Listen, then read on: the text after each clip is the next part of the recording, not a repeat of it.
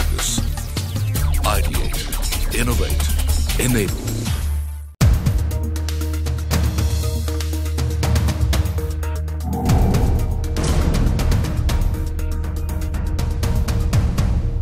Hello and welcome to Inspirational Brands Make in India, a special series that puts the spotlight on companies that are contributing significantly to the government's Make in India mission.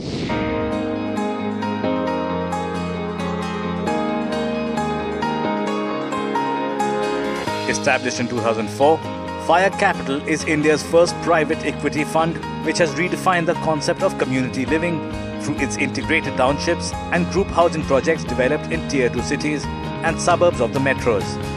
This real estate-centric private equity fund has created several joint venture companies to provide townships with best-in-class amenities.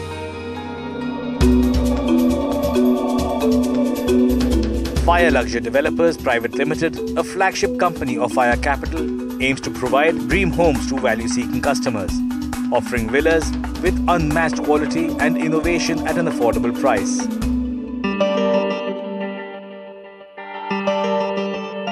A veteran in the real estate sector, Om Chaudhary is the founder and CEO of Fire Capital. An IIT Delhi and IIM Ahmedabad alumnus, Om Chaudhary started his career with a venture management firm, but soon his entrepreneurial skills and keen interest in the real estate led him to start his own enterprise. A prominent thought leader with expertise and foresight, Om Chaudhary is known to have pioneered the unique concept of satellite urban village, comprising large format integrated townships with residential and related verticals. And now I'm in conversation with the man who's leading Fire Capital to greater heights, the founder and CEO of the company, Om Chaudhary. Om, welcome to the show. Thanks for joining us today. Thank you. It's great to be here. Great. So let's start at the very beginning. You're someone who went to premier institutes. You studied at the IIT and IIM. What made you get interested in real estate in the first place, and did you always want to be an entrepreneur? It's interesting, from campus, I joined this company called Feedback Ventures. At that time, a very small company into venture management. A lot of our clients, the economy was opening up, diversification into new sectors was what every company, every client was interested in. Right. And when they looked at what they could diversify into, willy-nilly they looked at their land banks and they came back and said, what can we do with these lands? And we were looking at options like theme parks, we were looking at multiplexes, shopping malls and all of those. And so we got into understanding the real estate sector. It was virgin territory, so much so that all our study tours were, in all parts of the world. And more than me, it was my wife who fell in love with real estate. On a serious note, it was what we got to understand firsthand was the tremendous opportunity that existed in the sector.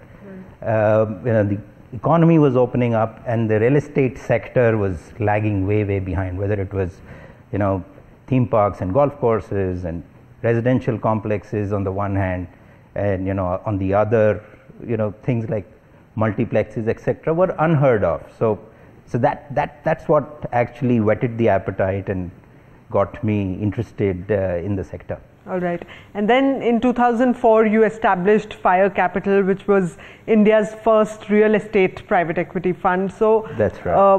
Where did that thought really come from, and what was your vision back then? So carrying forward, so one understood the opportunity in the sector.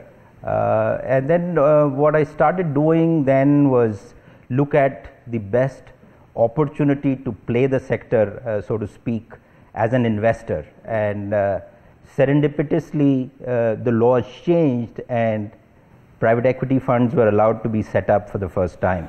And so went up to SEBI and said, first Indian real estate capital fund. That's where the name Fire comes from. So got started, got that approval. But what also was a realization at that time was the quantum of funding was such that it seemed but natural that foreign direct investment would be the way forward.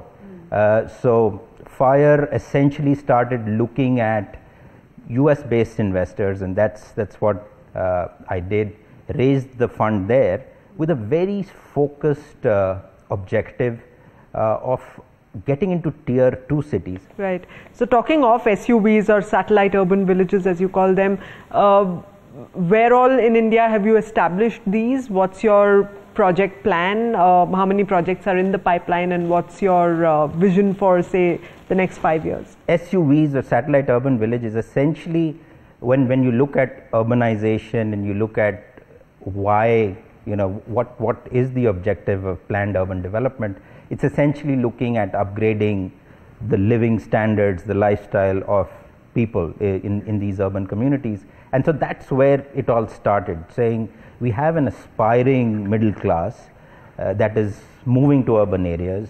So we said there are needs of the consumer on the one hand, and on the other there were these challenges of planning in our cities bursting at its seams. Infrastructure was a challenge.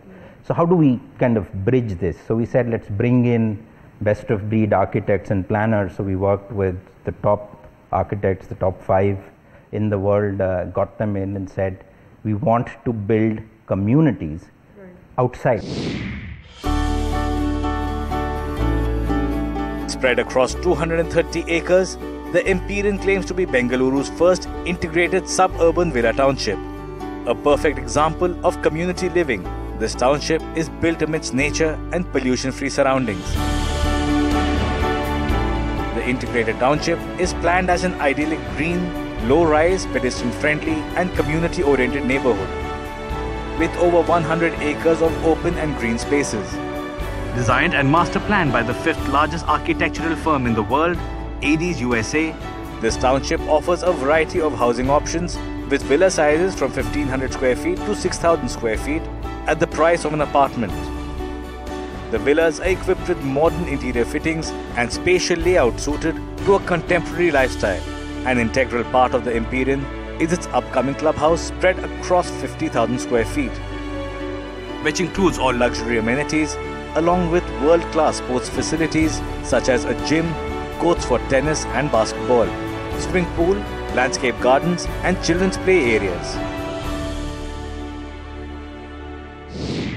How self-sufficient are each of these townships that you've built in different cities? So the one in Indore, which is the one that we started with first, has its own school, its own shopping, etc., its own commercial district. So it is a walk to work, walk to school, walk to play tennis, all kinds of the dreams that people have in terms of not wanting to commute, because that in urban cities was a big challenge. That one is a 139 acre township, which was awarded the best township award a few years ago, competing with the big developers. So you're currently present in Nagpur, in Indore, Chennai, Bangalore. What are the cities that you're setting up projects in the next couple of months or years? So we have city that you missed was Jaipur, which is a 650 acre development, which is our largest. But if you look beyond and you look at cities like Bhubaneswar, if you look at cities down south, Coimbatore, there are a lot of these 2 million plus cities, and now with the programs of the government, we have the smart city program, they're looking to decongest the urban centers. So those are the cities that we are looking at. Dehradun, we're looking at Lucknow, all these cities which are tier 2, so to speak, or the emerging mini metros. And you're always planning to focus on the value housing segment only, or are there plans to get into perhaps luxury or other target consumers? If you look at our townships, we have villas at the top end which are 5,000 square feet over 500 square yards of land, which could be luxurious in another context, but what we try and do is offer that at the price of an apartment elsewhere in the city. So from that standpoint, it's value, and we want to continue to focus on that aspect, because that's where we think that the demand is the highest. One of the most ambitious plans of this government is the Make in India mission. planning to make India a manufacturing hub for the world, and infrastructure is going to play a key role there. Social infrastructure is going to be extremely key to the success of Make in India. So how is Fire Capital poised to contribute? How is Fire Capital poised to really take that Make in India mission forward? Well, actually, if I look back, we've kind of been contributing to the Make in India mission, even while that program did not formally exist when we started out. But when you look at attracting investments into a particular city, you could have great industrial infrastructure, and you could have the fundamentals could be great, but social infrastructure is very important. So, and that is something. And if I look back, when we went to Indore, back then the Chief Minister had this concept of Swarnim Nagari for Indore, saying that's where I'm going to attract investments, whether it is services or manufacturing, and so I'm going to make that a city which has great social infrastructure, and that's what we contributed to with our first SUV which came there. All right, so on that note, we are going to head into a short break right now, but stay with us as we continue to explore the journey of Fire Capital on the other side. You are watching our special series, Inspirational Brands Make in India.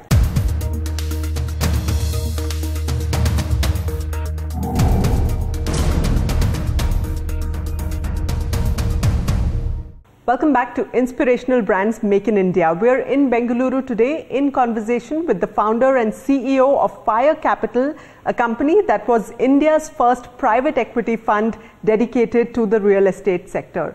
In an age where houses are not really being delivered on time, quality is often questionable, how are you as a brand taking these things forward? How are you ensuring quality and timely delivery? How are you building a brand that's winning customer trust? I think what we're trying to stay focused on the basics, and the basics are: be honest, promise what you can deliver, no more, and then deliver what you've promised. But it's easy to say that, particularly in the real estate sector, having kind of been in the trenches. As a consumer, you're always saying this is wrong, that's wrong. But when you're on the other side, this is one sector which has the highest number of linkages backward, forward. You're dependent on too many people, and you're dependent on the regulatory authorities to get approvals on a timely basis. So there often exists a situation where you might have the best, intentions. And despite those intentions, there could be some spanner in the works which is outside your locus of control. And in that situation, what you need to do is stay focused on communicating with your consumers. Good news, bad news, just bring it to them. Tell them what's going on. But what you need to do is just make sure that you don't over-promise and under-deliver. Situated at Kotewada, 18 kilometers from the 0 mile of the National Highway 7, the Imperial Nagpur is well connected to the city and is close to Mihan, a very large SEZ next to the airport. The fully integrated self-sufficient township spread across 152 acres was master planned and landscaped by the world's second largest architectural firm, AD's Hong Kong. It offers a range of residential units from villas, courtyard homes, townhouses and row houses to different types of apartments catering to the various needs of buyers. Each residential unit is based on contemporary design with well-planned interiors and use of space, fulfilling a resident's wish for an urban open feel. The Imperial provides open spaces with private courts, semi-private front space and neighborhood play areas. The Imperial also features a well-maintained club spread over 3 acres on the bank of the river Veena that has the best in-class sports and leisure experiences. 2017 was also the year of one of the biggest structural reforms for the real estate sector. The Real Estate Regulation Act came in. How has that really impacted industry, and going forward, how do you see RERA impacting real estate developers as well as projects in the future? It's had a big impact. When you look at what it does, at the very core, it strengthens consumer confidence, and that's what is good for demand over the medium to long term. But it's had short-term challenges. Developers had a particular business model that they were following, and so that is something that has got challenged. A lot of projects, have got stalled because working capital requirements have suddenly gone up. New launches have, kind of slowed down to a trickle now. We've had the bigger developers, they had the financial flexibility to kind of get over this, and so they will. And we're going to see a lot of consolidation. The other big challenge today is the challenge of maintaining the environment and taking care of the environment. So at Fire Capital, what sort of a focus do you have on building eco-friendly and sustainable infrastructure, and how do you ensure that all your projects are eco-friendly?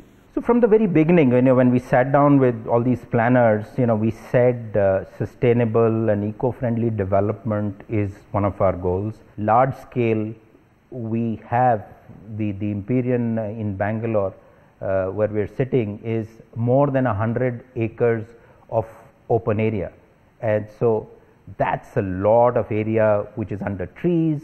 And we've been very thoughtful, whether it was Silver Springs in Indore or Nagpur or Jaipur.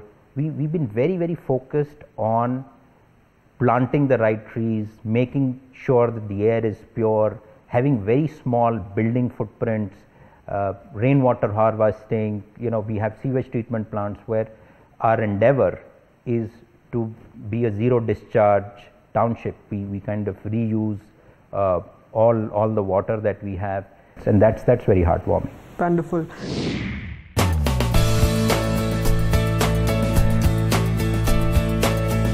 Another award-winning self-contained township in Fire Capital's list is Silver Springs. Developed in partnership with Indore's Mukesh Jhaveri Group, this township is located in Indore with an area of 139 acres and was designed by internationally acclaimed architects RMJM UK. Like all of Fire Capital's offerings, this township too offers world-class residences that range from villas, low-rise and mid-rise apartments to high-rise skyscrapers with best interior spaces and modern fittings.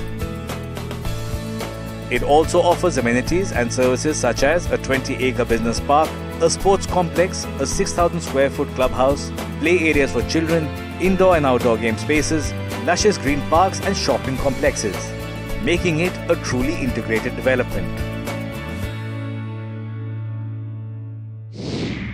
So out of all the projects that are already operational, which one gives you the most pride? What really gives me the greatest amount of joy is the Empyrean Bangalore, which is, it's the location is such that it's surrounded by water bodies and forests, and we've had, through our own design, created a lot of green cover. You wake up in the morning, the chirping of the birds, etc., etc. So that's very encouraging. Wonderful. So from here on, what's your vision for the company? Where do you want to take it over the next decade? I think we have a good thing going in terms of focusing on the need gaps.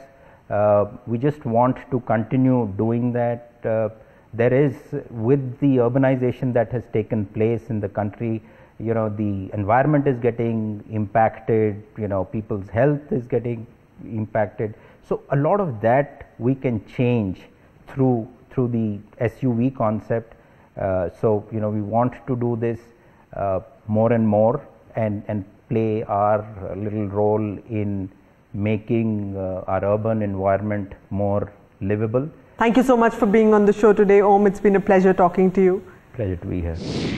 Well, with that, it's a wrap of this episode of Inspirational Brands Make in India. Hope you enjoyed the inspiring success story of Fire Capital.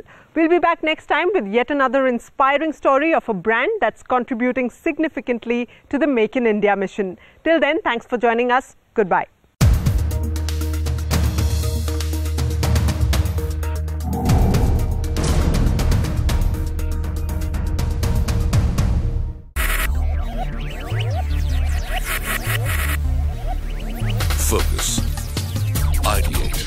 Innovate. Enable.